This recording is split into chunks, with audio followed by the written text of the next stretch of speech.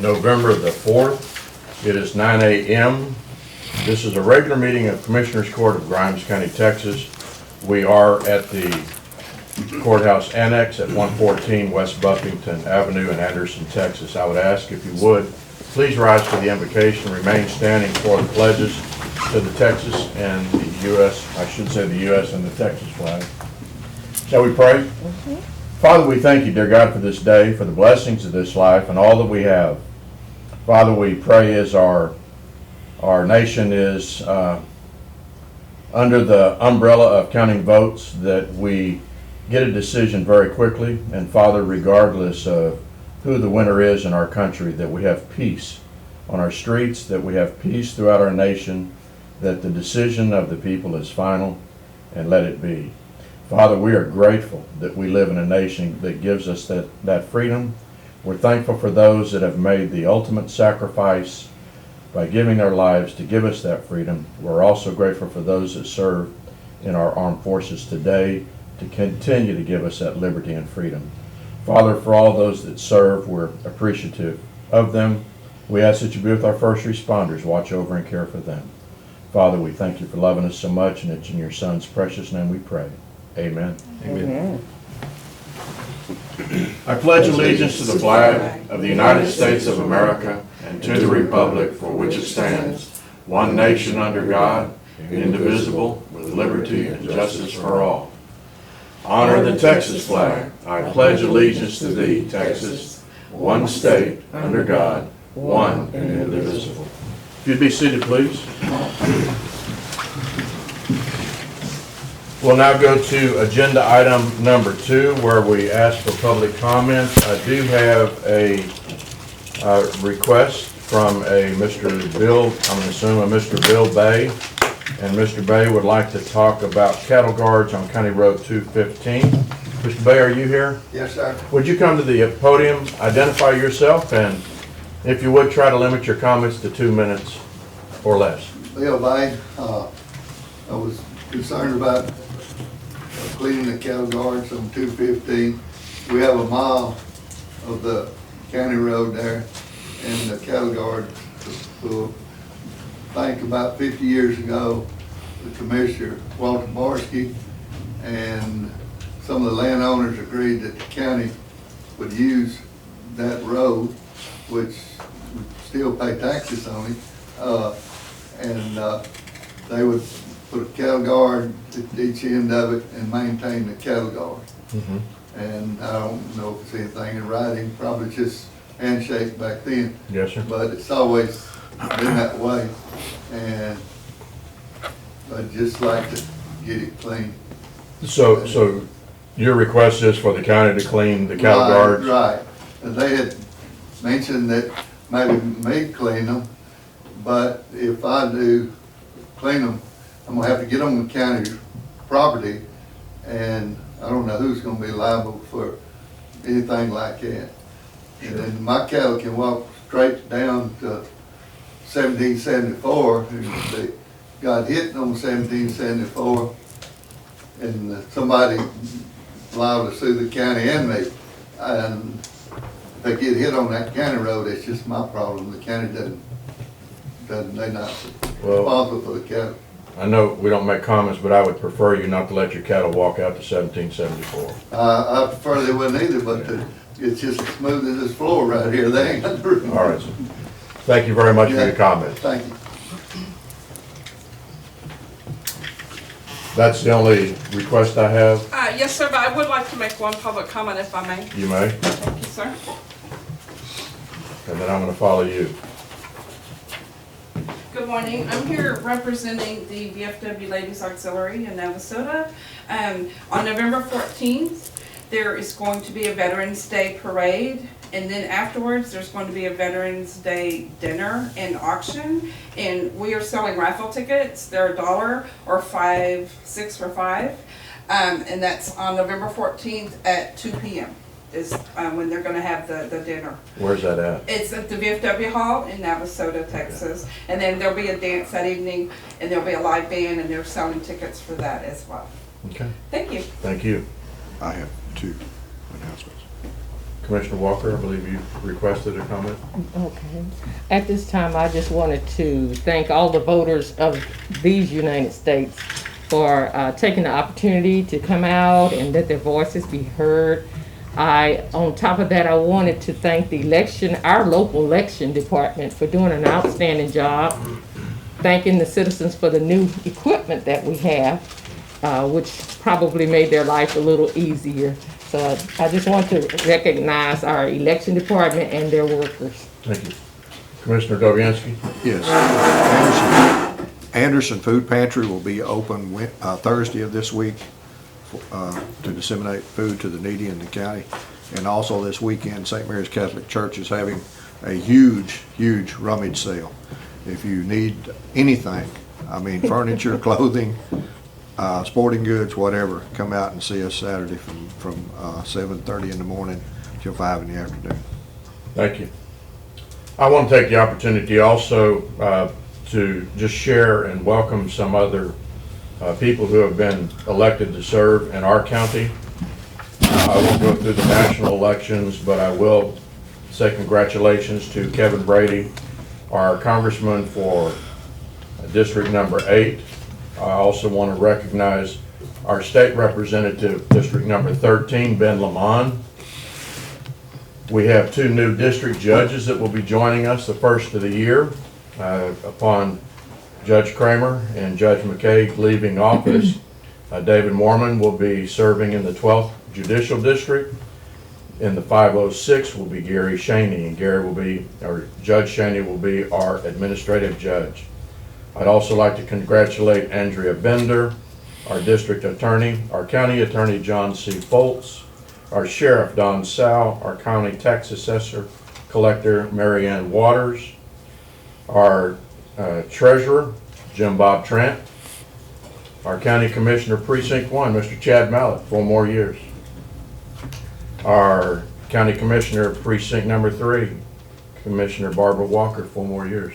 Congratulations. Thank you. Constable Precinct 1, Dale Sharper. Constable Precinct 2, Blake Jarvis. Constable Precinct 3, Wes Mail. So I want to thank those individuals for putting their names in to serve, to having a campaign. Some were opposed, some were unopposed, but we look forward to working with them as a Commissioner's Court over the term of their office. And I too want to piggyback on what Commissioner Walker said.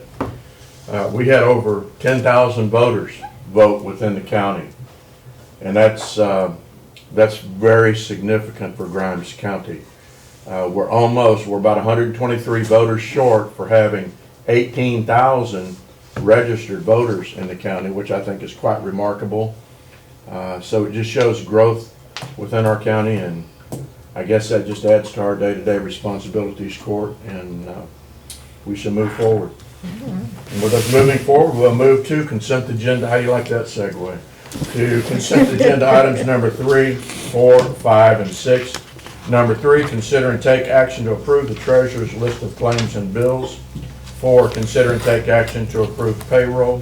5, approve monthly report submitted by the county treasurer for September 2020 and authorize advertisement of affidavit of same in accordance with local government code 114.026. See page 5 of the agenda, and agenda item number 6, consider and take action to approve budget amendments and line item transfers. At this time, Commissioners, I'll open it up to you. Any questions or comments or concerns?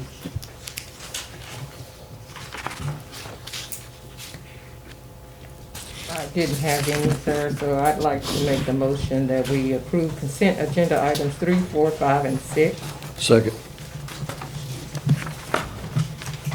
There's a motion before the court on consent agenda items number 3, 4, 5, and 6 by Commissioner Walker, seconded by Commissioner Dobianski.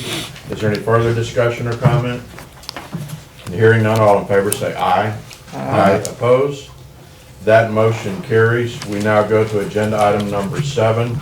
Discuss and take action to proclaim November 14, 2020 as Polish Day in Grimes County and authorize the Commissioner's Court as signatory. See attachment number 7. As we go to that, Commissioners, I want to invite you to participate on that day. You have an open invitation from that group of folks. And I will say that the proclamation is a bit lengthy.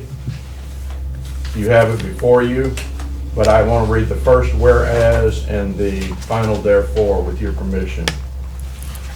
And it says, whereas the Grimes County Commissioners Court proclaims November 14, 2020 as Polish Day in Grimes County and to recognize St. Stanislaw Kostka Catholic Church in Anderson, commemorating the Polish immigrants that settled in Grimes County and their many contributions in developing this state, seeking religious, social, and economic freedom.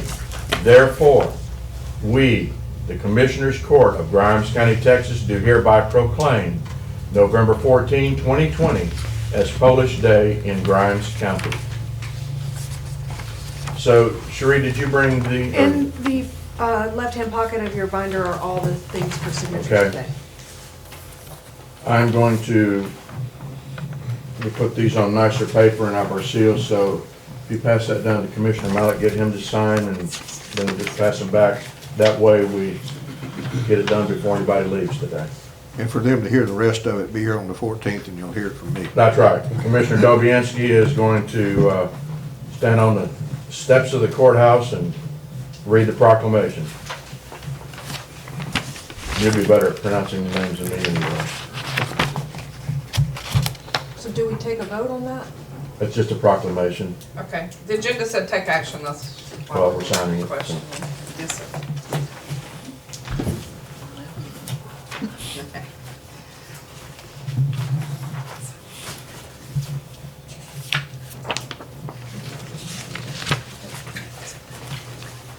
There you are, Commissioner.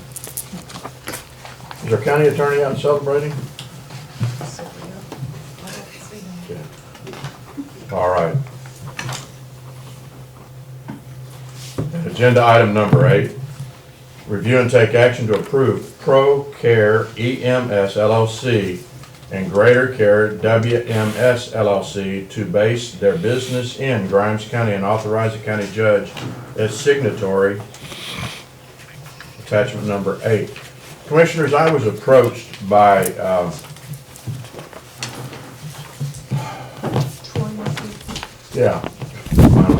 by Troy Wilkie.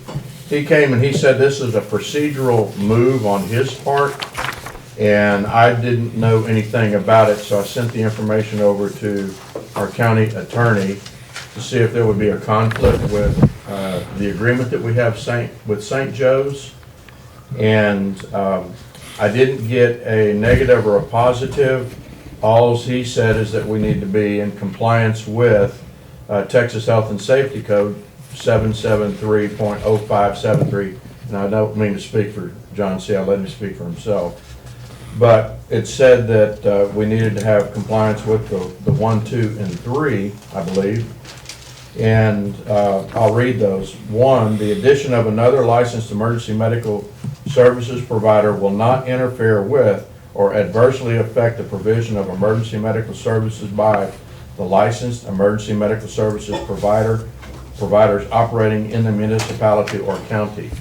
So it's my understanding, and what he asked is he just wanted a place to home base his business, and that he would not be interfering with the county's contract agreement with St. Joe's being first call on those situations.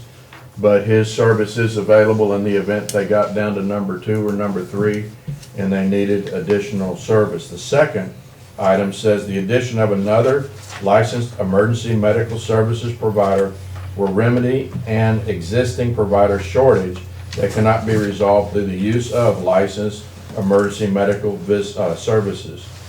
So again, all he's doing is adding equipment into the county. He's a privately based concern, and he would be providing services to whoever who calls. And I think a lot of his services is also transfer service from one facility to another, if I recall. And then the third item, the addition of another licensed emergency medical services provider will not cause an oversupply of licensed emergency medical services providers in the municipality or the county. And I don't know if we can ever have too many ambulances within the county, but I guess there is that possibility. I am kind of ambivalent on this. It was a request from this business individual.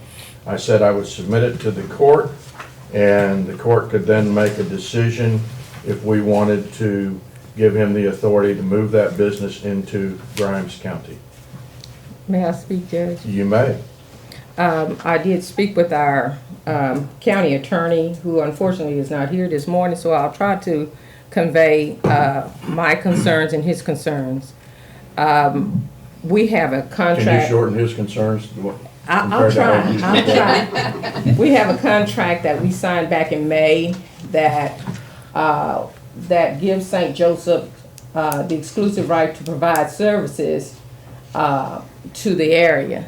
So therefore, we do have a conflict just in that particular category of the current contract we have. And we would possibly be breaching our agreement with St. Joe.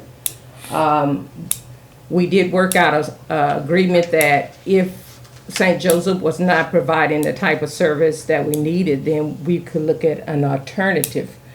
But St. Joseph has been providing that. It is my understanding that 1, 2, and 3 must be met according to the local government code, and if it will definitely interfere and adversely affect the provision of emergency medical services we have currently.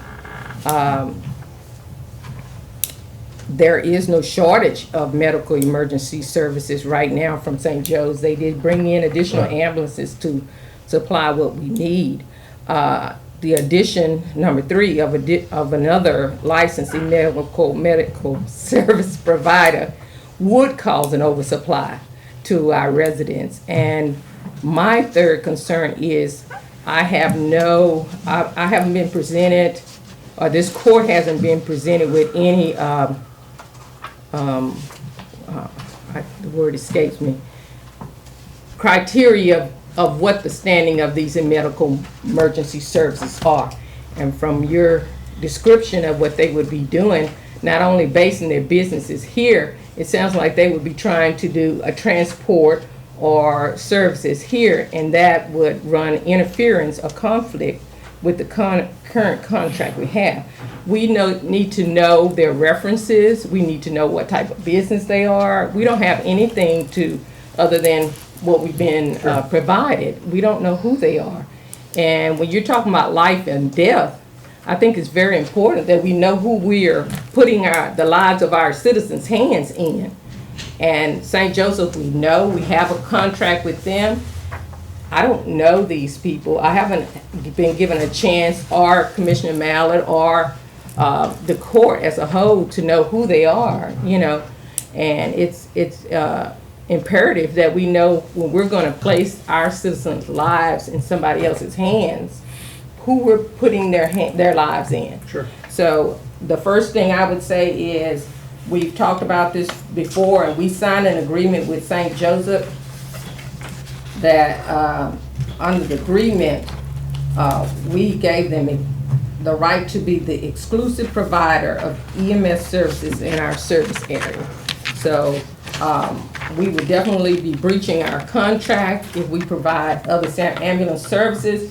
I would suggest that the people who want to come work. We do have mutual agreements, especially in the South with Montgomery County and other ambulance services. I think it would be it's pertinent that we know who we're talking about letting operate a business in Grimes County to provide service to our citizens. I don't know, I didn't get to speak to you about it, but you've been in on these talks. We all talked about this and went through the contract in May with a fine-tooth comb. So I would be leery of just signing off on this. Commissioner, that's fine. I mean, but it's not my authority to say yes or no. Yes. Mm-hmm. And when he approached me, I said I'll put it on the agenda, and we'll go from there. So. Okay. Well, it was my understanding from John C. that they do not meet 1, 2, and 3. You have to meet all 3 in order for, according to the statute, Yeah. for another entity to come in to the county.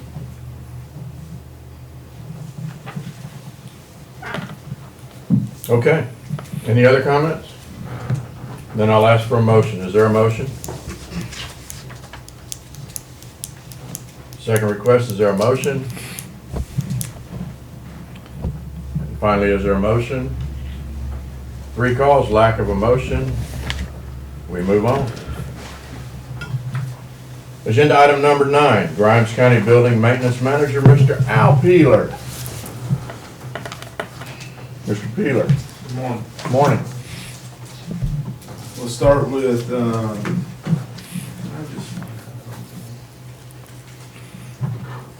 You only turned around so you'd be on Facebook Live. no, I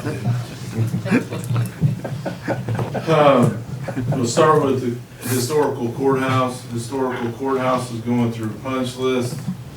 Engineer came out, last week, and, they have some punch list that's gonna take them probably 2 to 3 weeks to get through. So, we're wrapping it up. It's not as fast as I'd like it, but we gotta have it right before we sign off on everything. There's been some bubbling in the paint on the doors. We found a leak under the threshold of the door. She didn't like the threshold. She's making them take the threshold out and replace it to what her specifications are. And none of this is at cost to us. This is what they should have did, and they just missed it or thought there wasn't clearly. We weren't expecting the water to come up underneath because they copied the old threshold, and that was part of our reason that we were getting water. So she's taking that. I have a meeting tomorrow at 2 o'clock to go over some of the punch list. We're real close of putting this night and joining. If you could get them to join in a goal of trying to have all done, punch list resolved by the 1st of December. I'm not gonna guarantee you No, I that. didn't ask you to guarantee, but I asked if you would try to get everybody on the same page and make that a goal. I'll try. Thank you. I mean, because we don't know where this threshold is gonna take us. We don't know what issues we have. I understand, but Context. one of my I want to see the project finished and done right. Understand that, but also we've gone through the process of scheduling courtrooms and so forth, and that's been a bit of a hassle. Of course, we got the election out of the way now, but trying to get that courtroom scheduled and then having it available so your folks or your contractors can do their work. Because the sooner we get done, the better it's going to be.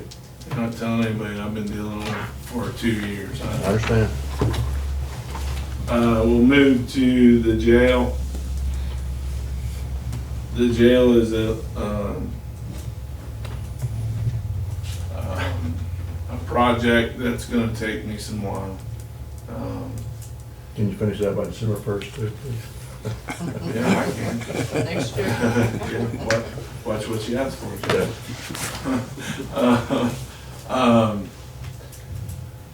It seems like over at the jail, we get one thing going our way and then 2 more fail.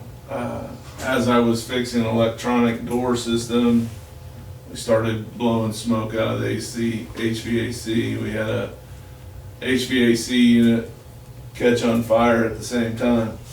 And of course, Junior was out, so here you go, trial by fire. We got that handled.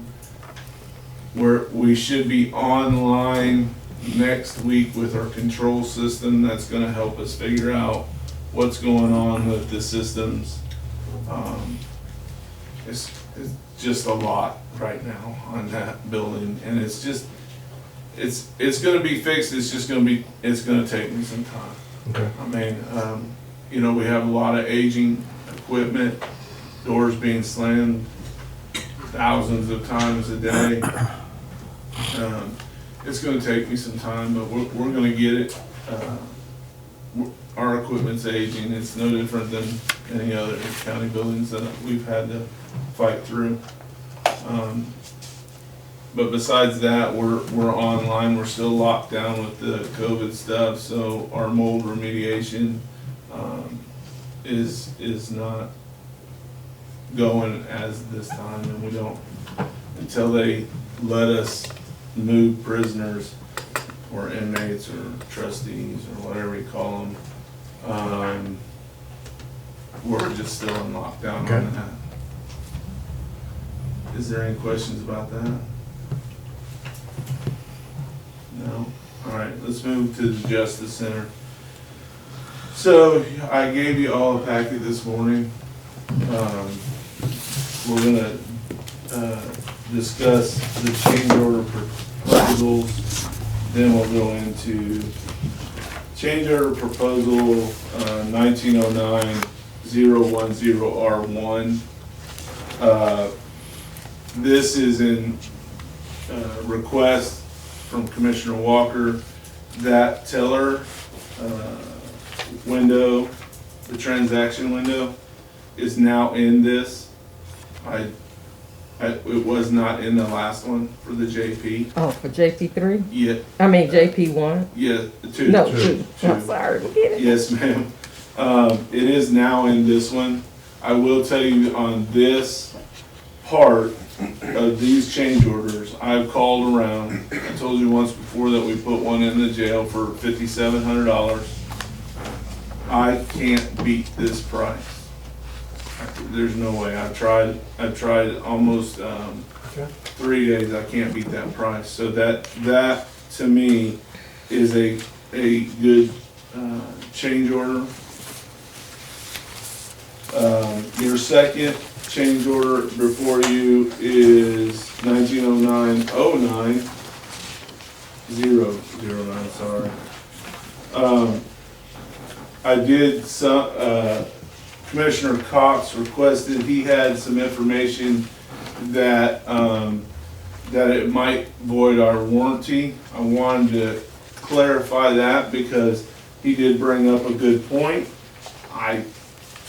The first letter they sent me said, it shouldn't.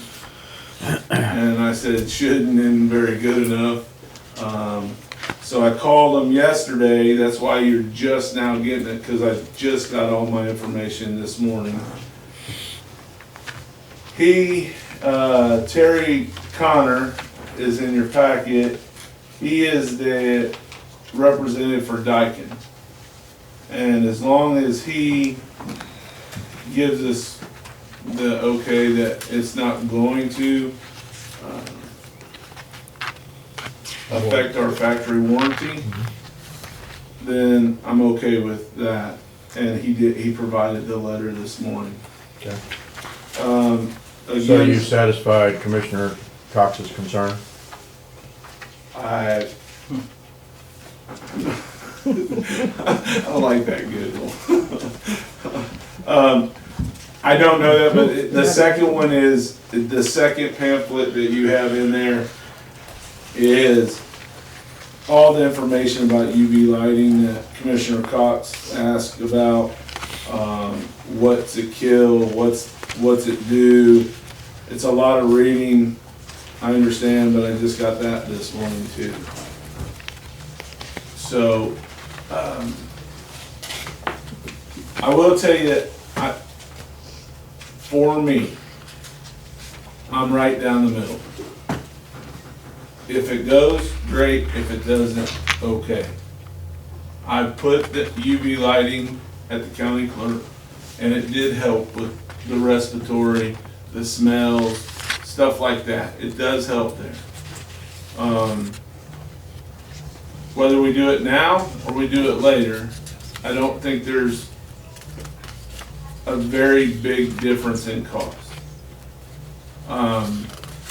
Would it be, if we could do it now, would be the best, because we're in climate control systems, we got control systems, we got humidity systems. So, will I fight a whole bunch for it? That's up to you guys. That's really not up to me. I can tell you the facts, Okay. show you the facts, and then you all have to make the decision on that. I know you got questions. You're looking at me like you got questions. Come with it. Go ahead. Do we know, well, I guess what's the purpose of doing this? What would be the purpose of putting these in the building? So there's a couple purposes for UV lights. UV lights help keep your coil cleaner of bacteria. It kills bacteria coming through your HVAC. And there are some reports now, and like I said, I scanned through it this morning. It does help with energy. If your coils are cleaner, it doesn't make the air handler work as hard. I don't know if I buy all that. I buy that it's gonna keep the bacteria, if the coil gets dirty, I think it's gonna keep it free of bacteria. I don't know that it's gonna keep it cleaner. I still, on the county clerks, I still clean their coils once a year. I change their UV lighting once a year. So there is cost to this annually. I just want you to be clear of that. And UV light bulbs designed for this deal they are not cheap. They're about $1,000 for all our lights going in. Would you have our units cleaned annually? Yes. So normally what I do is on all our units here, I have them cleaned before we go into the summer, and I have them cleaned before we go into the winter. That's preventive maintenance, and I believe that's what needs to happen because you're using two different sides of the unit. So, I'm just gonna tell you my opinion. Yes, sir. I'm not in favor of this. Yes, sir. And I'm not in favor of it for a couple of reasons. Initially, I think this was brought before us for two reasons, I guess now. One of them was the concern for contaminants and pathogens. And now I think there's an argument for maintenance of the units, which will be cleaned annually regardless. One of the concerns that I have is that the cost, and I think our money probably would be better spent on this ever-expanding storage building and the remodel of this building.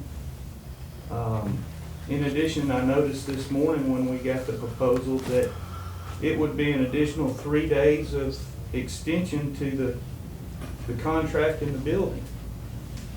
So, in my opinion, I think our money can be better spent on other things, and I don't think that this is gonna mean one hill of beans on how we operate or the cleanliness of the building.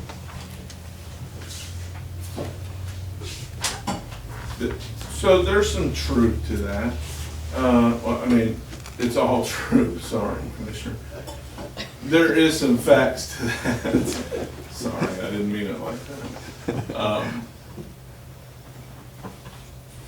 I think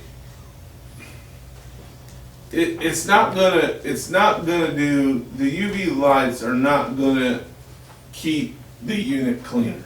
No, it's not. It's for the air coming through.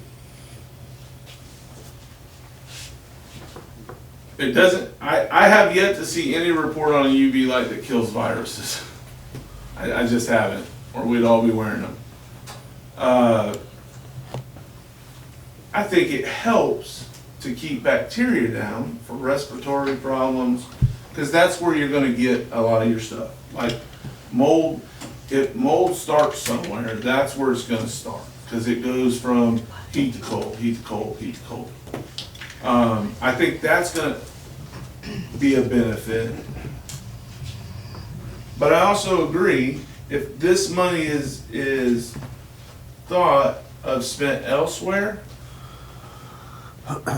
and we do see on down the road that this develops into something, for a UV light, it's not that hard to do on down the road.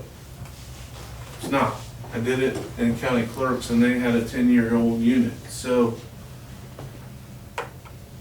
it's just gotta be your guys' decision. I mean, for your maintenance manager to stand up here and go, yep, that's the best thing since sliced bread, I can't do that. I can tell you that is an add-on that could possibly help with controlling sicknesses in our building, but it's not it's not a cure for everything. It's just a help. For me, that's, like I said, I'm 50-50. I can go either way on this. That'd have to be your guys' decision. Because y'all know if I need something, I'm coming to you and I'm gonna fight for it.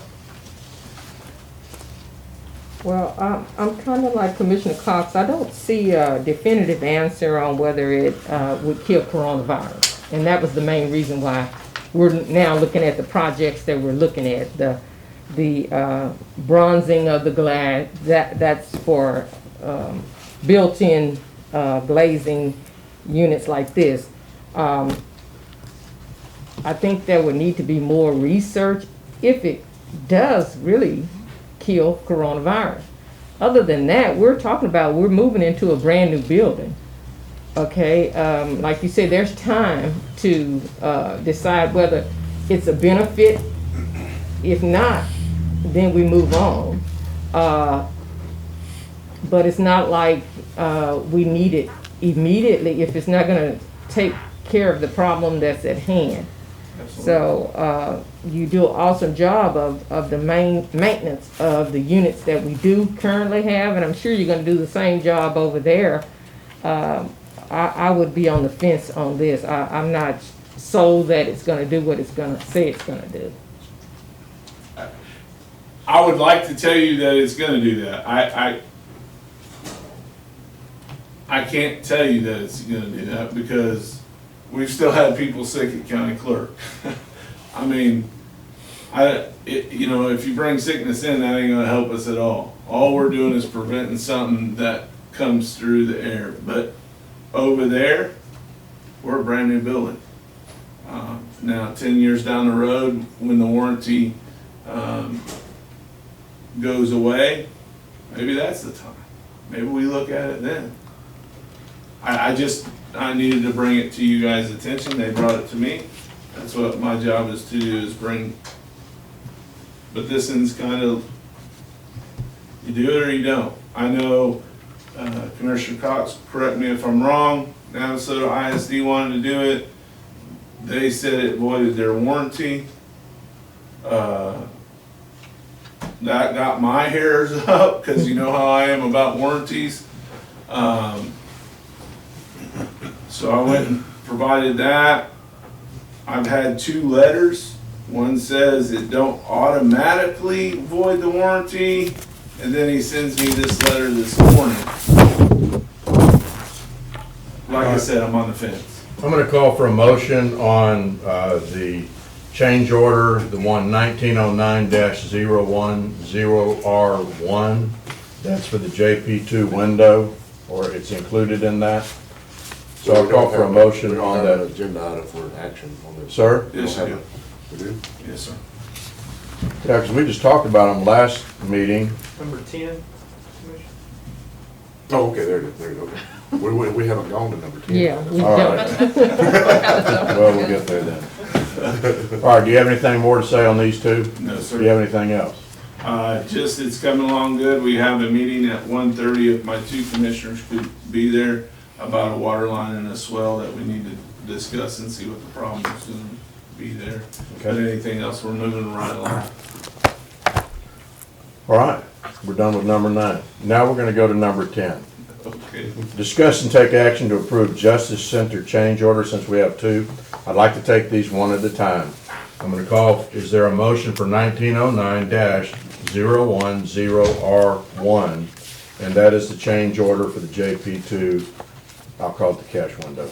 That's for your tax clerk? That's all of them. All of them. All of them. That's what But makes, the addition was to put the JP2 in yes, with sir. all the others. Yes, sir. Is there a motion? I move that we approve the change order for, proposed change order 1909.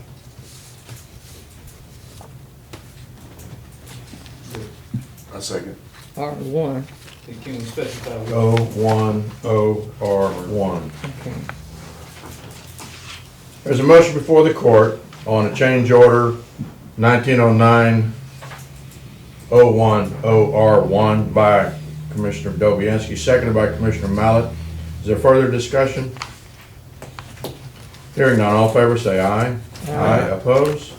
That motion carries. We have a second change order in front of us. This will be 1909-009, and that is in regards to the air handler UV lighting. Is there a motion? Is there a motion? Third and final call, is there a motion? There's no motion on that, no action taken, so it's not approved, Mr. Peeler. Got it. I'll let him know. Thank you. Thank you Thank very you. much. We'll go to agenda item number 11, Grimes County Commissioner Precinct 2, David Dobianski. Discuss and take action to develop policy for cleaning cattle guards on county roads. I think in the policy, we ought to put in there that we shouldn't pay cattle guards more than minimum wage. I want to give you a little, You're not gonna put that in the minutes? I will, you want me to? Go ahead. I want to give you a little background on this road. Back in 19... Are you gonna be talking about cattle guards in general, or you gonna talk about 215? 215. Okay. Back in 1960, between 1960 and 62, my father was the one who established this road there. The reason it was established because there were dairies back in there that we could not get the milk out to the people who were picking it up. My father hauled milk on the back of a tractor to get to a truck to be able to take it out. And he had to go about 5 miles to do that. This road is 2.5 miles from 1774. He went to the landowners and asked them, got the easements for this. The county put the cattle guards in. I think there were 6 or 7 cattle guards total on that road at that time. All but 2 of them have been taken out.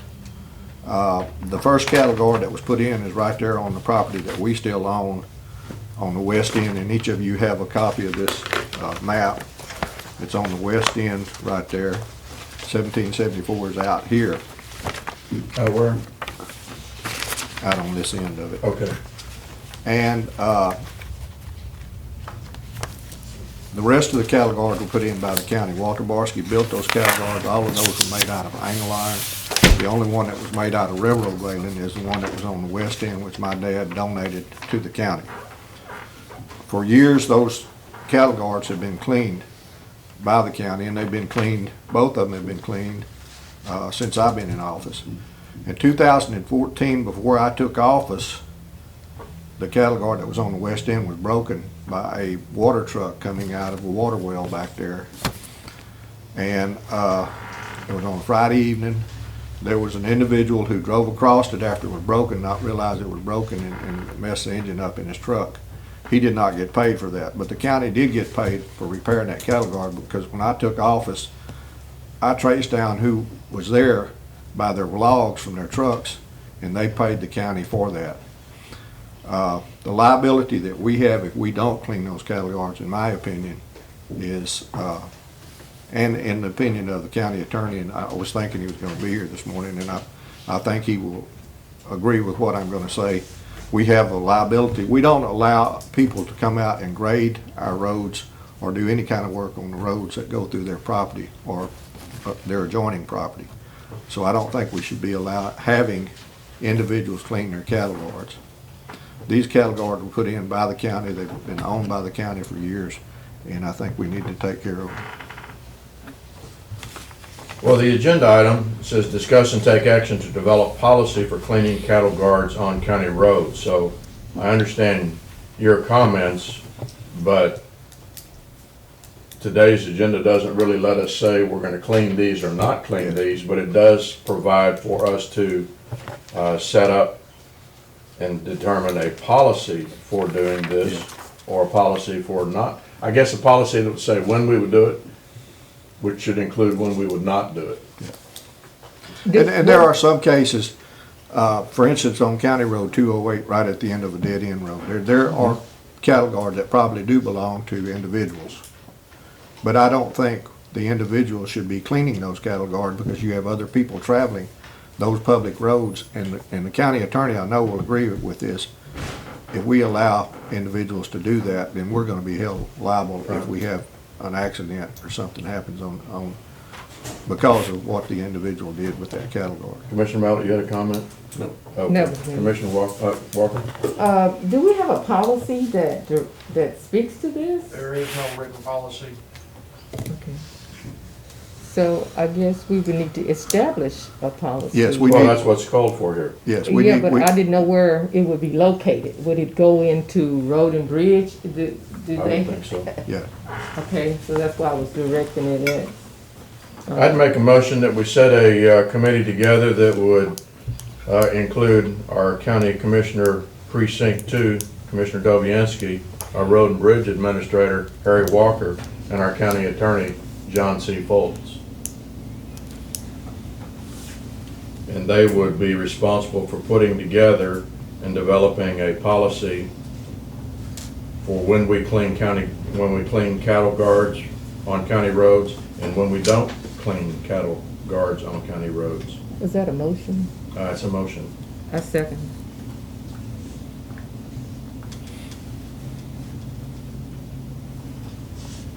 And if we turn this over to Al, we get it done by December 1st. There's some, y'all gotta waken up and liven up. This is too boring. You've been up all night. I know. I went to bed this morning myself, so. On agenda item number, there's a motion on agenda item number 11 by County Judge Joe Faust, seconded by Commissioner Barbara Walker. Is there any discussion? Can I add that we go You ahead, may. can I add that we go ahead and clean these 2 cattle guards and get this behind us? Because Mr. Bay has been after me for months, and we talked to Mr. Harry. You and I have met with him. We cleaned them before, let's clean them this time and get them done. And then we'll get a policy made for future references.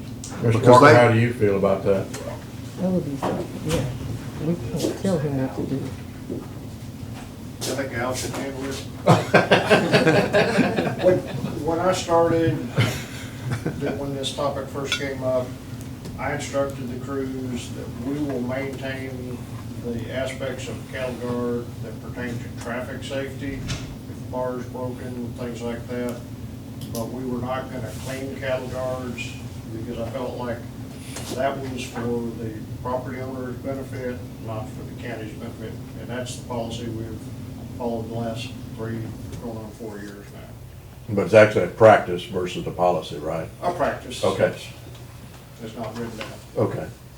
Well, doesn't it become a public safety issue, if we're not maintaining There are those? definitely public safety issues involved. Having cattle on the road is a public safety issue, and maintenance of cattle guards is a public safety issue. What I have told Mr. Bay and told other property owners that had the opportunity to have this discussion with, that we would come out and close the road for them and provide the traffic control to make it a safe operation, but that I felt like they needed to do the work. And that is permissible under state law, and the county attorney has agreed to that. I don't know, I feel a little bit uneasy about that because we don't allow other repair work to be done on the county roads that's not county employees doing it. Actually, we do, and we're allowed to do that under state I law. understand, but we don't make a practice out of doing that I'm aware of, often. I won't say often, but So, and we have, based on what I've heard, that we have in the past maintained or cleaned cattle guards to some arbitrary point where we just quit cleaning cattle guards, and it may have been whatever year. when I came on board. Yeah. I don't, it's a big part of our county, the agricultural community, is a big part of our county. I think it's one of those deals that we help out with when we can. It is on county property, it's not maintaining stuff that's privately owned. And I think it'd be a good practice to, I don't even know how many cattle guards are in the county, but I do know that it's probably gonna make better neighbors if we maintain them than it's not. About 25. And about how long does it take to clean one out? We haven't done any since I've been here, I can't tell you that. Okay. It'd take them about a day to clean it, especially if they have to replace the underpinning of it. And that's the problem with, on County Road 215. When this road was put in, there weren't a lot of heavy traffic on there, but now there is because there's a gas treatment plant back there. You've got water, gas wells back there. They're hauling water out of there constantly. You've got timber trucks hauling timber out of there, and there's a tremendous amount of just traffic. There's houses all back in there now that weren't there 60 years ago. I'm gonna call us back to the action at hand. The agenda says discuss and take action to develop a policy for cleaning cattle guards on county roads. I know what your request was, Commissioner, but I don't think the agenda gives us the authority on that. So there is a motion by County Judge Joe Powell. There is a second by Commissioner Walker. Is there any further discussion, and I'll even repeat it, to have John C., our county attorney, David Dobianski, County Commissioner Precinct 2, and Harry Walker, our road and bridge administrator, to be in charge of putting together and develop that policy for cleaning cattle guards on county roads. So that's the motion. We have a first, we have a second. Is there further discussion? I'm sorry, I can't take that up, sir. Whenever, All in favor, say aye. Aye. Oppose? Motion carries. All right. Commissioner Dobianski, we don't really have the authority to do that, but if that's something that, you can work out with the road and bridge administrator and the landowner, I don't think the court has any objection to, I don't want to speak for the court, but I've heard the comments, and before we do have a public safety situation, we ought to find some type of remedy that's satisfying to others. In the meantime, we'll get the policy developed. Okay, thank you. Okay, Mr. Budge. We're going to go to agenda item number 12. Grimes County Clerk Vanessa Brzezinski, consider and take action to approve the contract from Civic Plus for software services related to Commissioners Court meetings, agendas, and meetings. See attachment number 12.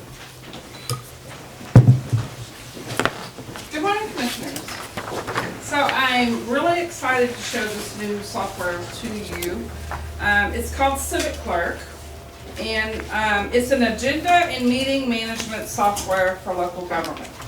So it's going to help out Cherie with her agendas. It's going to help out you with your content, submitting agendas, approving agendas, and then it'll help me as far as preparing the minutes. It will include a public portal as well, where the public can view the minutes and the agendas. It will have a portal for the elected officials so that they can view the information prior to the meeting. And the best part is that we can have live meetings, and we can actually take votes on tablets, or you can take notes on your tablets. It automatically generates the minutes as we go. So as we look forward to moving into the new building, into the new Commissioner's courtroom, that's something that we can maybe think about as far as, laptops, tablets, whatever y'all decide that y'all want to have. It just will make everything flow smoother. It'll make my job easier, it'll make Cherie's job easier, and it will be more consistent and more transparent. So I'm going to show y'all a really quick video on how it works. You want popcorn? Is this connected to the internet, Andrew? Because I'm gonna need to access the internet. Probably not at this moment, ma'am. Oh, okay. Is there a Wi-Fi connection? Yes, ma'am, there is. Okay. Oh, perfect, thank you.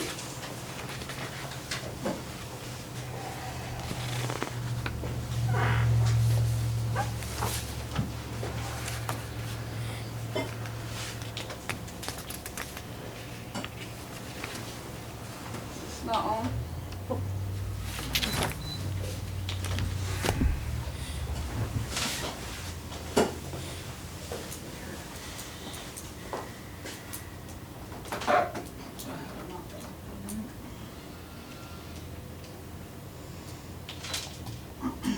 I apologize, give us just a second.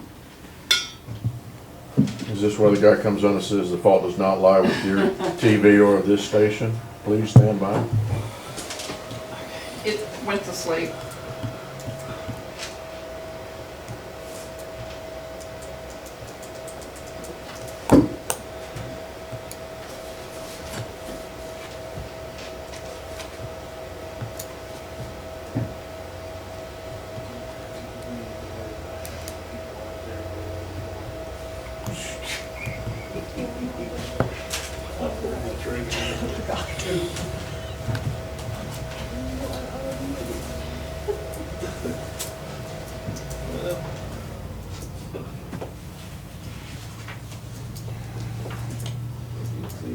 We don't get fired up here pretty quick. I'm gonna ask you to walk us through it. Yeah, I can definitely do that while he's working on that. So, we just kind of give you some of the highlights. You've got a handout in your agenda. Civic Clerk was designed to offer configuration flexibility so the system can be scaled from the simplest agenda process to the most complex. So we would submit to them what they call templates for our agendas in our meeting minutes so that they will look like we want them to look. Whether they're going to be the same or different is, up to y'all. But as far as the elected official part of it, it's called Live Meeting Manager. It's a cloud-based platform. So if in the event we had to have an emergency meeting, you could do it remotely from wherever you are with any device. And the governor did issue an order saying that they will allow virtual and telephonic open meetings to maintain government transparency due to the COVID. Speakers can be added during the live meeting. And then the elected officials can choose how they want to access their meeting content. We can still get paper agendas, or you can see it all on a screen. And then on the portal, during the live meetings, the board portal will integrate with the meeting manager to allow officials to review their notes. So prior to the meeting, you can add notes into the system that only you can see. They're yours. You'll have your own username and password. No one else can see them. But we can, like I said, make motions and actually take votes on the software. Oh, good.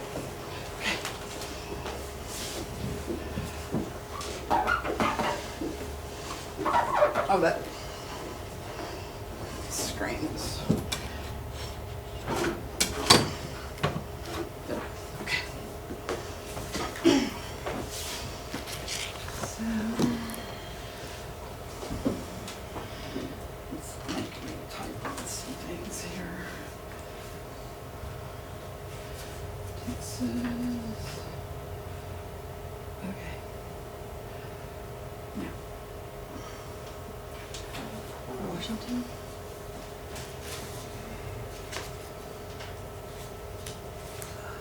Oh, come on.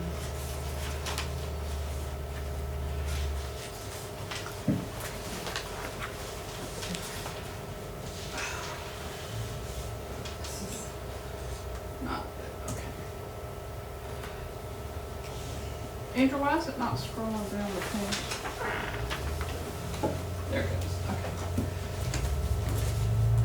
And you put in Washington, not Did I? Texas. Where's that? Go back up. See the state? Sorry about that. I don't know why they.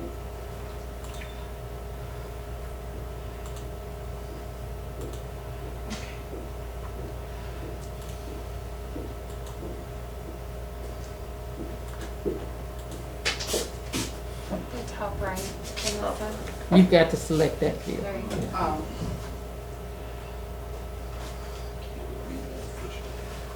Elected official. Okay. Did you see that? There it is. Sorry. Come on. There we go. Okay.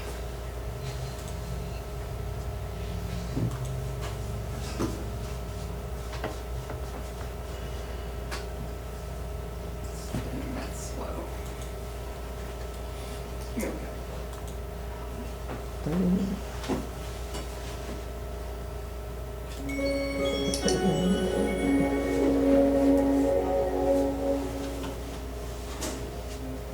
Elected officials will benefit from Civic Clerk by receiving a reliable and accessible interactive tool to prepare for and participate in public meetings. This tool is called our board portal, where board members are able to do quite a few important things. The board portal will show them any published content for any meeting or board that they're part of. Here I can see all of my agendas. You can also see your minutes that have been published to you for you to review.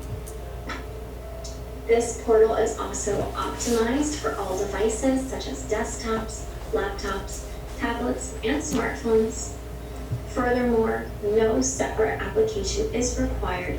You simply need internet connection and the browser of your preference. Board members are able to search their meeting content by a keyword. Date ranges could also be used to narrow results. And it will scan the content inside of your board portal. If I saw it have one item that mentions clerk, 2 comments. This is actually pulling up from meeting minutes, so you can even search minutes here. And any video bookmark as well. It's another option. This is a very comprehensive search feature. I return back to my agendas view, and I wanted to get an overview of this April 21st City Council meeting. I have the ability to click on this. I can see all of the sections and all the items that belong to this agenda. If I wanted to preview something, I could click on an item, see who's created this, what department it's coming from, view any attachments, any speakers that might be associated here, as well as take notes to prepare for the meeting. These notes are private to you as the board member, and you do auto-save, so you don't need to worry about saving them. You can move sequentially through items by utilizing the previous or next item buttons at the bottom. You can also go back out to agenda details to return to that full list of all the agenda items and sections. Board members could also choose to utilize the document view instead of that item view to get a preview of that meeting material, as well as take notes. If I click to open the packet, it will pull up that document view for me. I can easily zoom in or zoom out, preview everything here. I also have the ability to search this document, which will provide me tabulated results on that far left-hand side. I can also easily annotate this. So if I wanted to add perhaps a highlight, the Pledge of Allegiance, and take a note of that. There's a text box feature. You can also insert shapes, do a freehand scribble right there. And if you save them, will exit you out, and anytime you go back into that document, you have the ability to view those annotations. Board members can choose to use either that document view or that item view to take their notes in preparation for the agenda meeting. The board portal also allows board members A few actions that can be done inside of a live meeting, such as taking their own vote as well as logging their roll call. So let's take a look at what that looks like. When used in a live meeting, board members can utilize the board portal to perform a few key actions. When the minute taker is ready for you to log in and take your roll call, you will see a join meeting button pop up under the meeting that they are ready for you to join. By clicking on it, it will open up either present voting or present not voting option. And when you save, it will bring you right into the agenda details, showing you all of the sections and items. The board portal also has a mini display page view on the bottom ribbon right here, where board members can easily follow along with the current item being discussed. If you hit details, it will bring you right into the item details for that current item. The board portal will also allow board members to take their own electronic vote. When your meeting administrator or minute taker is ready for you to take your vote, you will see this pop up displaying a vote for the current item with the item title right here. And you'll be able to mark yes, no, or abstain accordingly. And you can save your vote. Board members can also take notes during the meeting in the board portal, the same way they're able to take notes before the meeting via either this notes feature or that document view as well. I hope this has provided you a great overview of how easy Civic Clerk's board portal makes it for you as board members to access the meeting material, find the information that you're looking for, as well as prepare and participate in live meetings. Okay, so that's kind of basically just a really brief overview. It does a whole lot more than that.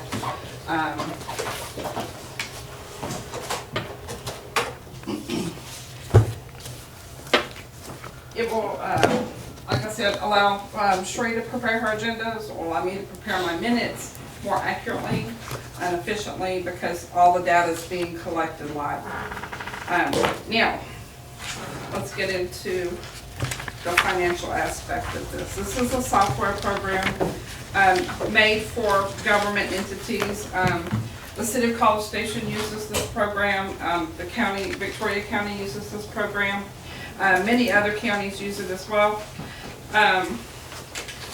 There is a one-time, it's on the back like last, second, third to the last. And there's a one-time fee for the first year of $15,421. That includes your software, all the configuration and the time it's going to take for them to build it, customize it for Grimes County. It will also include training, up to 4 hours. And it will include 2 agenda templates, 1 item report, 1 minutes template, and 1 agenda script template. And it also, at no extra charge, can provide us with live streaming. So we won't have to do the Facebook Live. We can live stream this to the public through the portal. And we'll have a copy of the meeting after the meeting is over. And that's, and they've told me there's no storage limits, unlimited users as far as elected officials go. And then after the first year, it's $10,395 for recurring years after that. That includes the software licensing and the support. I did talk with Greg Cannon, our IT director, and he was very interested in this. He said Greg and the judge sat in on a demo that we had with Civic Clerk, and Greg was very impressed with it. He's very interested in getting on board with this. So am I. But again, this has not been budgeted for as we're already into our new budget year. I did have a conversation with Mary Johnson before she left, in the auditor's office, and she was under the impression that this might be something that we could pay for through the CARES Act, at least the first year. For the fact that it does offer remote meeting capabilities in case we need to sequester ourselves for, COVID or whatever. And it will allow commissioners to interact remotely if needed. So that's something to consider. It would have to, be looked at, and of course it would be a category 4. It would not be a category 1, 2, or 3. So we have to take that into consideration as well. But I just kind of wanted to let y'all see this and get your thoughts on it. And Did you calculate a hardware cost? there is no hardware. Well, no, but I mean, if we went to As far notebooks as and y'all went pads to and the all that. tablets. Yeah, Okay, so that's kind of Greg's department, and I know that he said that that's something that they're thinking about doing for the new Andrew Commissioner's Ray Court. says You that. know, Andrew? I will say, there is hardware that Greg's been looking at for the new court. However, adding in the addition of live streaming and stuff like that, that's gonna include changes to anything he's looked at. So there wouldn't be any numbers on that. There will be hardware included if we want to use this software, so it's not just the 15,000. It would be whatever other options we choose to go Okay. with. Okay. And aside from that, my conversation with Greg was that there was a lot more questions that needed to be asked as far as the full storage and everything like that. We went through this with Nudon, with the DA's office. They offered full storage of anything, and now we pay for extra storage because that wasn't part, or the contract had been changed. So stuff like that is always subject to change. Okay. Thank you, Andrew. They did assure me that there was unlimited storage, but like you said, I guess that could change, I don't know, but that would be in the contract, I'm sure. And actually, the contract is there in front of you. It says clients shall have sole control and responsibility over the determination of which data shall be included in the content that is to be transmitted and stored by Civic Plus. Let's see if it talks about storage. I don't see it on here, but I can get that clarified. That's verbally what they told us. So anyways, there it is. There's more demos on the website that I can send to y'all and let y'all look at and kind of delve into it more. We don't have to make a decision today, but I just kind of wanted to get it out there. I think it's something worth looking into, if not now, but for the future. Good. Okay. Any questions? I did have a concern. I did reach out to Sharice, and she is the person that handles agendas. And just to get her feedback on it, had she looked at the program, can I refer to Sharice, Judge? Sure. It is really neat. There is no doubt about it. And I think Ben Lamont, when he was in office, he wanted us to go kind of this way. But as far as the live streaming, I assume that's not something we really want to do. I think we're just doing it right now because of limited courtroom and whatever. That's one concern. Other concern is if CARES Act does pay for the first year, that's fantastic. But the second year, they said it's from here on out, it's $10,395 a month. So let's just say we don't. A year, yes. Let's just say we don't have any special meetings or workshops. Let's just say we just have our 2 regular meetings a month. That costs us $433 a meeting. Wow. For the software. Right, just for the software. As far as the 4 hours of training, who's getting that training? Because you will have a specific role. I have a totally different role. They would have a different role. How do you divide 4 hours of training up in there? And to be honest with you, I know we all have jobs in the county and like things are specific responsibilities that the judge has, that the commissioners have, that the auditor has, that I have. This is the bulk of my job. And I don't want to sound like a control freak, but I'd rather just keep my job the way it is. For this expense, it is neat and everything, but it's a lot of money for something that I think I'm doing okay, If I'm not, let me know. I don't know. That's just my opinion. Well, my concern was, I did hear you say it would require an internet connection. Yes. Many of y'all know there are days we don't have it. We don't have an internet connection, so we've been experiencing that quite a bit. Hopefully we're doing better in the future. We're gonna do better. My concern is, what is this solving? What is the nuts and, I mean, I understand it's a great program. We're trying to do things, bring ourselves up into the 21st century.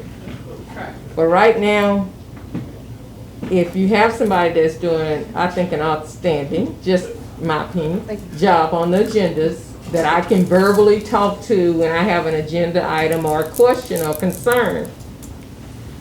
And I felt it important to get her opinion because she is the person who creates the agendas for us. Oh, absolutely. The only other thing that I can see that this is doing for us is maybe helping you with minutes. Yes, yes. I think that is, to me, that's the biggest gain by using this program, is because it will create the minutes for me, as opposed to me having to manually type all the minutes. And then, you know, once they're completed, they still go out for approval and review. And I agree, Shrey's been doing a wonderful job with the minutes and getting them out. I mean, the agendas. It's just a tool that would help us work better and more efficient, but it's not absolutely necessary, like she said. And the live streaming is optional. It's not, you know, it comes with it if you want to use it, but if you don't have to use it. It's optional. And there's always this question of which one is the record, you know, whether your written minutes is the record, or we had this where we sit through hours of CD watching a few years back because the CDs became the record. Well, the written minutes are the record of the county. They are. The video is optional.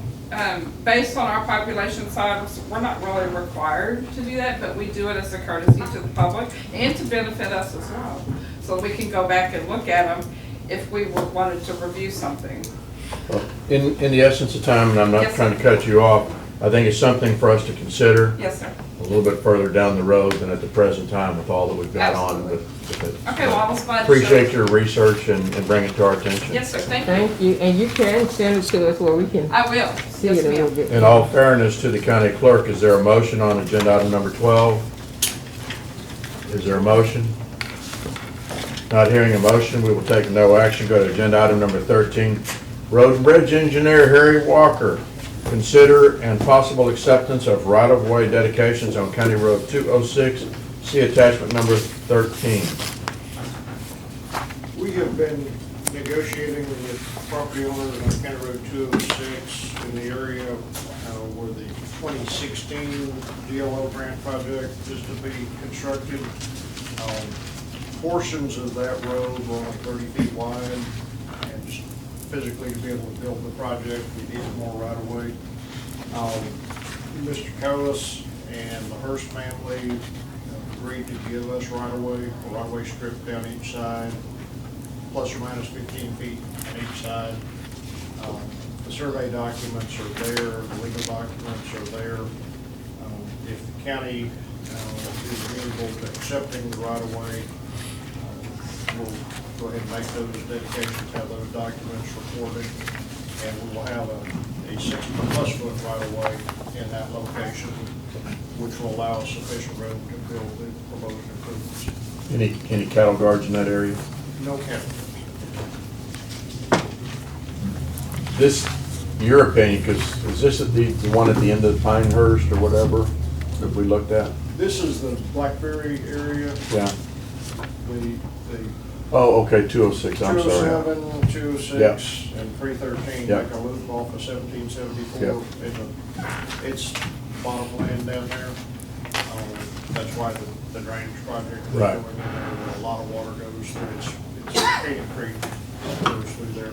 Been flooded numerous times. Yeah. We spent a lot of money It just- down there. The existing right-of-way is so narrow, there would have been no way building, any kind of a project in there, without doing, vertical structural walls and things.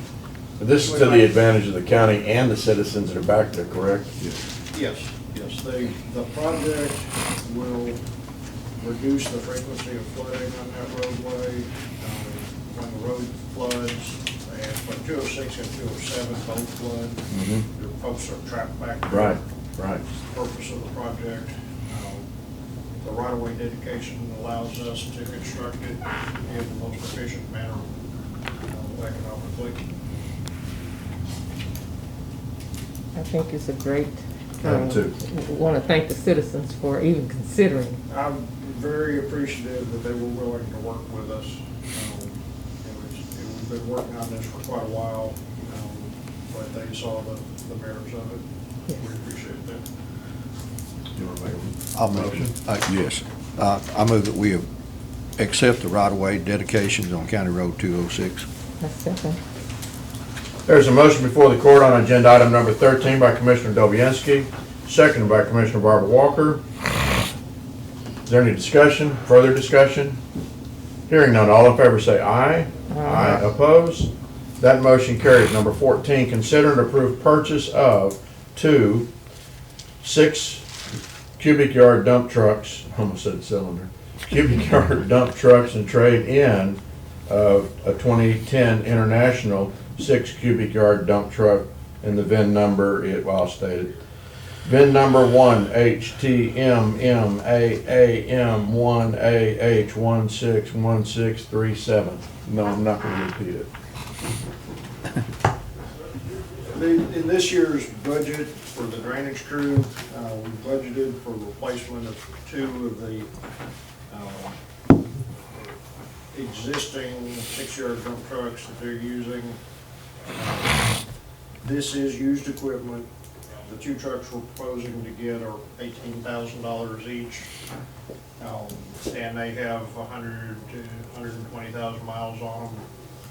The trucks they're replacing, the one we're asking to trade in has about 250,000 miles on it and is no longer running. What we are doing, as part of the transaction, proposing to trade in that vehicle, they're giving us $1,500 for it as a dead vehicle. We're taking the bed off because it's in relatively good shape. We're gonna put that on one of these trucks. These are cabin chassis configurations. We're providing the bed separately. One of them coming from one of our old trucks, and we're buying a new bed separately. Do you have the technical expertise within the road and bridge to make those bed transfers? Or do we hire them? That would be done by an outside firm. Okay. They actually have to cut down the frame on these trucks, shorten it to fit the dump beds. These were box type trucks like Penske's, but like the moving trucks, the small moving trucks. But yeah, that's what we've done in the past. They'll take it to the frame shop, they'll cut down the frame and then mount the bed. But that's done by a separate company. And is that in addition to the $18,000 each? Yes. But that's all in your budget, correct? Yes.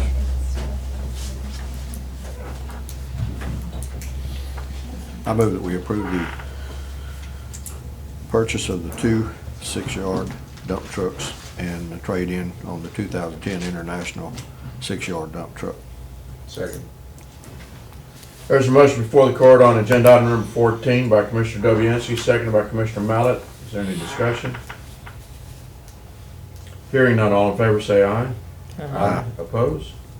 That motion carries. Number 15, consider and take action to allow Road and Bridge to auction off 3 pickups, 1 water tanker, 3 fuel tanks, 2 fuel pumps, 2 shredders, 1 tailgate spreader, old cattle guards, not so fast now, old cattle guards, and an old truss bridge. A cornucopia of stuff. We have a lot of either equipment that's no longer being used, or we're replacing 2 pickup trucks this year. There's another one that we no longer use that we're proposing to get rid of. The fuel tanks and pumps are coming from the Stone Barn. We installed new pumps, new fuel tanks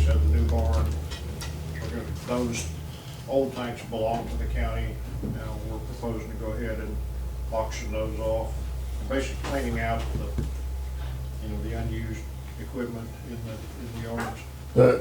Let me ask, the 3 pickup trucks, are they operational, are they run them? Do they work? They run, yes. Okay. They're old, and one of them's a 2004, and 2 of them are 2006s. Judge, with that being said, if they're running, I know that Mr. Peeler and myself sometime back had a conversation about the opportunity, if a vehicle became available in the county somewhere, to transfer it to his office, because he has assumed several other facilities that are spread out amongst the county. He has a bigger transportation issue than he did. He did. If the court would consider maybe transferring, I don't know that you need a flatbed or a patch truck, but this 2006 Chevy single cab may fit the bill if the court would consider doing that. Al and I talked about that. I offered it to it for the trade-in value that we've been quoted on it, which I think was $2,800. And he said he didn't have a budget for that. I wasn't proposing to give it away. When we auction these off, Jesse, does that money go back into road and bridge, or does it go back into fund balance? Typically, it does go back into road and bridge. I mean, it'll go into road and bridge, and typically we'll bring it in as a budget amendment, increasing his budget. It doesn't, there's no policy stating that that has to be done. That's just in the past, that's how it's been done. I wasn't remembering if a department sold or auctioned something off, does it go back to their department or back into the general fund? But these monies would go back into R&B? The previous auctions we've conducted in recent years, it's come back into road and bridges, but we typically put it back into machinery. Well, I don't want to, it's my understanding that the statute with regard to auction property, unless specified by the court, is supposed to go back into the general fund. Now, I understand that that's what we've always done, is put it back into the department. I don't have any objection to that, but I don't know that we're going to be able, if in fact we have an opportunity to maybe provide a vehicle to the, I don't know that you can get one much cheaper than that. And Al claims to be some sort of mechanic that could maintain it a little bit. Can I speak real quick? Yeah. So on that, we just held auctions last fiscal cycle. I put $3,000 back in the general fund from just all the auction stuff that's been transferred to my department. But that wasn't your stuff originally, was it? Okay, but I'm still doing the work. Okay. So, Do you want to charge him $2,800 to auction off all that other stuff? Less one no, fee? I don't, but I don't do his stuff. Oh, you do yours? Yeah, Oh, okay. so I do everybody else's and send everything to the general fund. Well, that's $3,000. It just went to the general fund from chairs, and if that's what we want to do, then I can just put it back to my department and transfer it to Road and Bridge. And That sounds like a Madam Auditor question. Yeah. It does. That is not. So,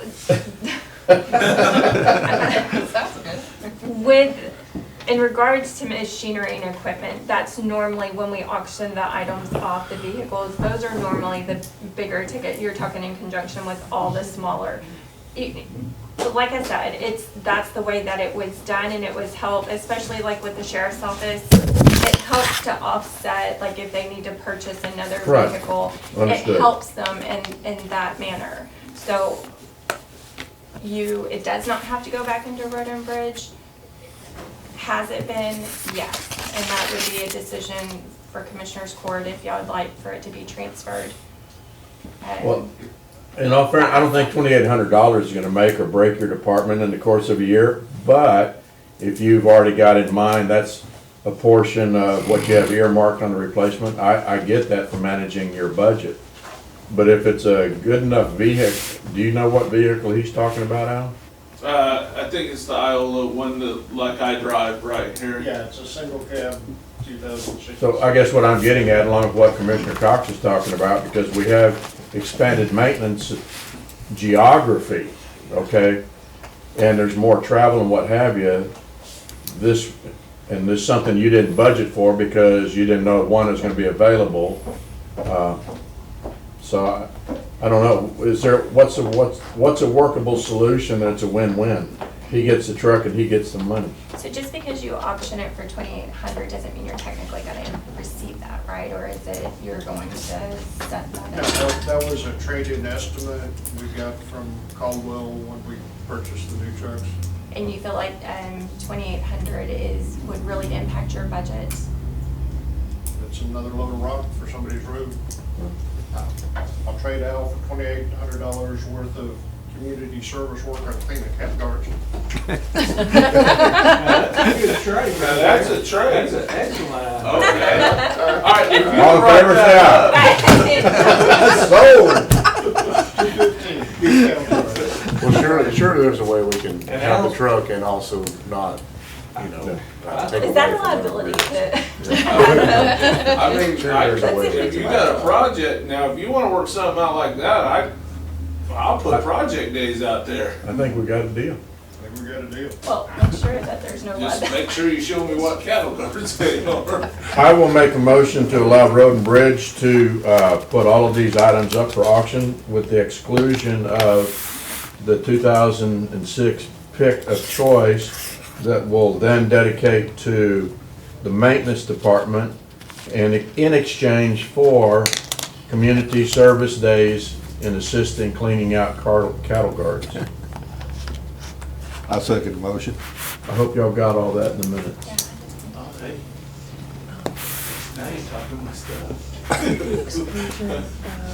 There's a motion before the court on agenda item number 15 by County Judge Joe Faust, seconded by Commissioner Dobianski. Is there further discussion? Hearing none, all in favor say aye. Aye. Opposed? That's a 4-0 vote. Commissioner Walker is absent from that vote. That's what I like, teamwork, working together. You gotta roll. Agenda item number 16, consideration and possible approval of a special road use and indemnity agreement for Atmos Energy on County Road 407 and precinct number 4. That would be Commissioner Cox and Mr. Walker.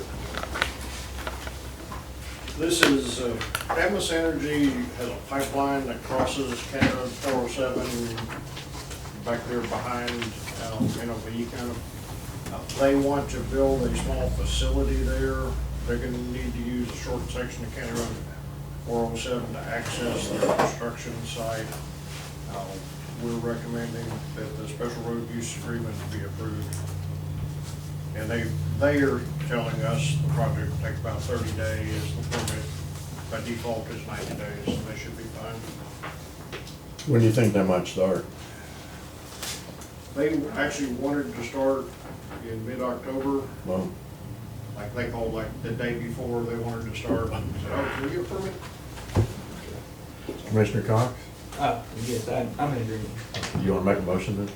Sure. I move that we approve the special road use and indemnity agreement for Atmos Energy on County Road 407 in precinct 4. Second. There's a motion before the court on agenda item number 16 by Commissioner Cox, seconded by Commissioner Walker. Is there further discussion? Hearing none, all in favor say aye. Aye. Votes 4-0. Let the minutes reflect that Commissioner Dobianski had to leave. Now go to presentation of Road and Bridge report. We've had that before us. Do you have any questions for Mr. Walker regarding the Road and Bridge report? And Commissioners, let me ask you, are you acceptable with getting a hard copy, have an opportunity to review it? And then if you have any, versus Mr. Walker going point by point by point by point? I'm good with it. We'll continue in that fashion. Any questions for Mr. Walker? Hearing none, we will then go to agenda item number 17. Consider and approve the... Sir? One comment. Oh, go ahead, I'm sorry. Just a reminder, we're back on our winter Fine. hours. We're doing 5/8 now. 7 to 3:30 for the field crew, 7:30 to 4 for the office. Okay. Donuts on Friday. Donuts on Friday? Today. Okay.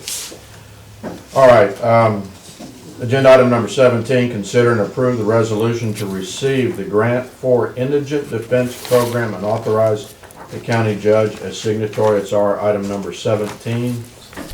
It's my understanding this is just a procedural matter that we do on a renewal basis when the contracts come up. And I did speak with Jesse's office yesterday. If there are no questions, then I'd like to make a motion that we approve the resolution to receive the grant for the Indigent Defense Program and authorize the county judge as signatory. Second. There's a motion before the court on agenda item number 17 by Commissioner Walker. It is seconded by Commissioner Cox. Is there further discussion? Hearing none, all in favor say aye. Aye. Opposed? That motion carries 4-0. Agenda item number 18, consider and take action to modify the Grimes County tax abatement guidelines. That's number 18. Update for the court, we did put together the committee for reviewing the abatement guidelines. The committee has not met since it was originally brought together. And we did request a spreadsheet that some of the members of the committee were going to utilize different numbers to determine different outcomes, and that was received by me yesterday, and I forwarded that to some of the committee members yesterday. So I'm of the opinion we need to table any action on number 18 at this time. I do know that Blue Jay is anxious to know where they stand, but we as a committee on the abatement guidelines, we're not in a position to make a recommendation at this time. Commissioner? I did speak to Ms. McNally, who I asked to be present this morning because I wasn't sure. I didn't know what this was about. But I think one of the concerns was, and that may be why, I don't know if that's why it's on here, is that the timeline, from the time that we've received the application for the grant from Blue Jay, we've already exceeded the 30 days, and I think it was the timeline issue. Am I correct, Mr. McNally? Was that it? Well, we That's not the only, go ahead, Johnny, if you don't mind coming up to the podium. And that wasn't the only thing that we were looking at, but it was one of the things, I think it was a 45-day timeline. It was. And within that, we had to have a 30-day notice for a public hearing. And because of the 30-day notice for a public hearing, we missed that window, so that had to be addressed. Yeah. So they wanted us to change the timeline, they wanted us to change the number of employees, and they also wanted us to remove renewable energies. So there were 3 items, but along with our conversation, Commissioner, we were also, because they'd asked for a 10-year structure, we were looking at other alternatives, because we're not saying yes or no to their offer, we just needed more time to review what our counteroffer or our acceptance might be. Okay. Is that fair, Johnny? Yes, Because you're a part of the committee. No, that's correct, yeah. Matter of fact, the best dressed member of the committee. Well, definitely want to know what it was about. I wasn't sure. Yeah, okay. You know, what all the, and since they're here, they also get to hear what the issue Sure. or what we may be. So I'm good with whatever. Okay. So at this time, But we still probably do need it, even if we don't go that route with the abatement, we still need to change the abatement because of those dates, because new legislation that actually changed that requirement, which makes it harder to meet what we have in the guidelines. Right, So and we that will still was have my to- concern. We will still have to come or and your take concern. that into account. we know we're gonna have to make modifications, right? Yes. But I think instead of punch listing them one at a time, I'd like to see that we could wrap it up all at once. Okay. And for the court and the viewing audience, we do not have our next committee meeting set, but we will do that post haste. All right. Thank you. Okay. Thank you for being here, Mr. McGowan. So no action on 18 at this time. 19, consider and take action to set tax abatement agreement hearing date for Blue Jay. We're not ready to do that, so we're going to take no action with the court's permission. Agenda item number 20, discuss and take action on items related to coronavirus relief fund, COVID-19. We have a spreadsheet in front of us. Yes. Ms. Murphy, you want to walk us through it? Yes. Or make any comments? So there have been minimal changes. We've had, I believe, building maintenance out purchased or ordered to, let's see, we had previously proposed the 4 misters listed for $15,000. That was presented in last Commissioner's Court, but we decided to purchase 8 ion defense electrostatic sprayers. Did I say that correct? Okay. Yes. For $11,960. That has been moved to the top since it's already been ordered under the total expenditures or actual expenditures. And then also, I think an order was placed for the fiber cleaner as well, so that was moved from the bottom to the top. Under which categories are we moving? That is going to be under category 2. Okay. So that was one of the changes. That's pretty much the only change at this moment. We're currently working, yes ma'am, on the school districts. We still have some pending items. We've sent emails to them earlier this week.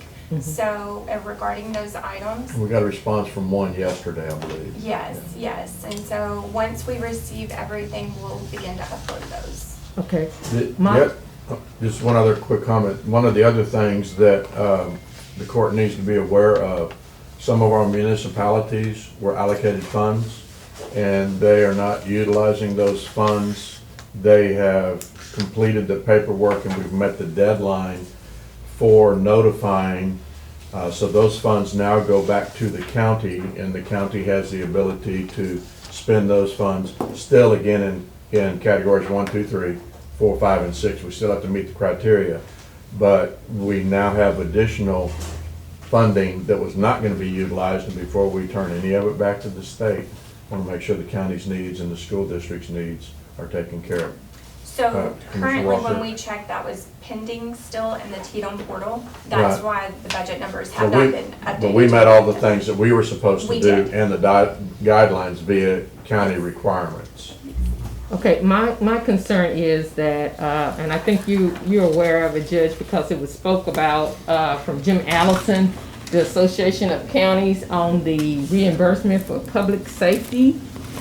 The law enforcement. So are we taking advantage? We are. Okay, Yes. and there is a deadline of November 15th? And we're aware of the deadline? We are. to- We are. We have all of that. And we are, in conjunction with that, we are revising our spending plan. We are. That must be submitted, but Okay. that issue Which is is- part of the spending plan revision along with the refunding of the municipality monies back to the county. That's being incorporated into the spending plan. Am I correct on that, Jesse? Yes, and we're requesting an agenda item to be placed on next Fridays in regards. Yeah, just a heads up for the commissioners, because you don't know, Sorry. there is a no special meeting Okay. next Friday, and we'll have 2 items on there, but that's one of them.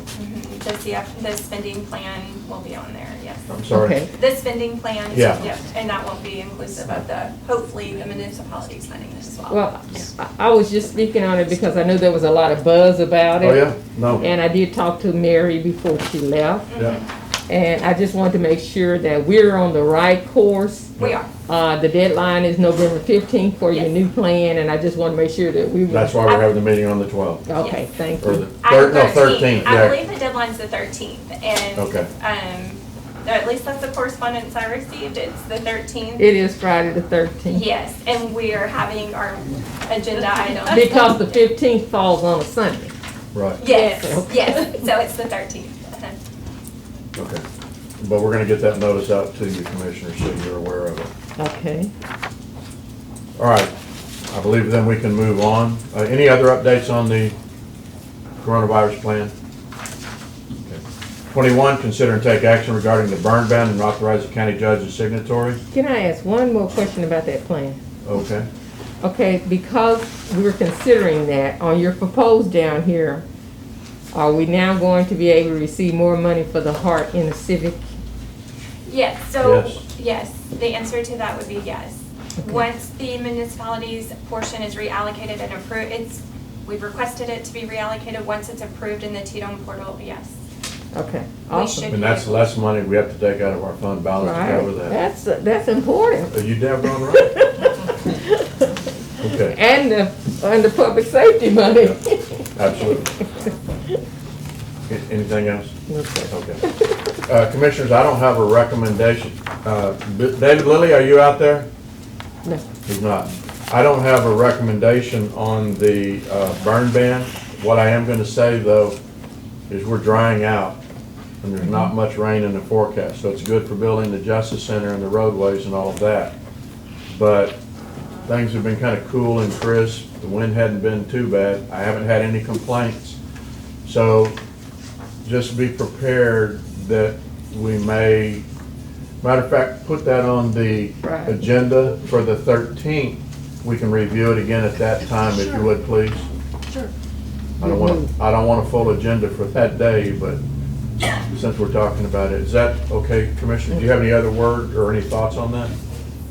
It rained a little, but we definitely need more. Yeah, okay. With that, then, we're going to go to agenda item number 22, receive any updates on the strategic plan. Are there any? And in our strategic plan workshop, Commissioner Mallon, if you didn't get the word, anything we couldn't, I got it. we passed to you, so With Appreciate that. we're anxious for your action updates. utmost confidence that he will get the job done. Oh, absolutely. I mean, he's got 4 more years now. Got plenty of time. With that, I'm going to go to 23. Is there a motion to adjourn? I make the motion, we adjourn. Second.